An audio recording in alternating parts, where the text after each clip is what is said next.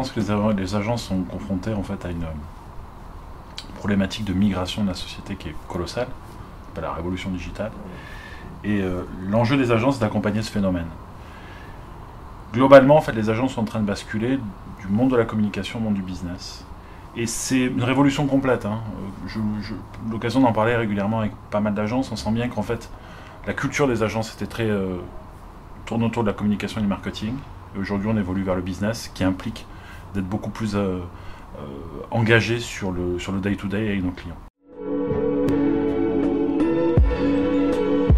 En fait, c'est un peu l'histoire d'une famille, Extreme Sensio et Sensiolab, c'est l'histoire d'une famille qui ont un peu le même papa et la même maman, mais c'est l'histoire d'un frère et d'une sœur qui, à un moment donné, ont grandi, se sont développés eux-mêmes et poursuivent aujourd'hui leur propre chemin, tout en ayant plaisir à se retrouver sur un certain nombre de fêtes de famille ou sur un certain nombre d'événements qui sont importants et partageant un certain nombre de valeurs.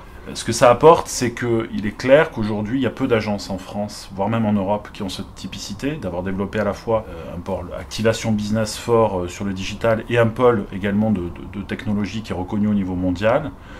Naturellement, il y a un ADN techno qui est fort chez nous et qui s'exprime aujourd'hui dans la capacité d'Extreme Sensio à pouvoir appréhender un ensemble assez complexe, notamment d'intégration multi-technologie.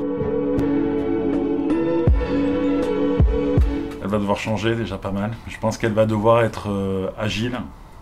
L'agilité, c'est la clé aujourd'hui. Je pense que dans ce monde qui est en train de se renouveler, de se réinventer souvent, l'agilité sera clé.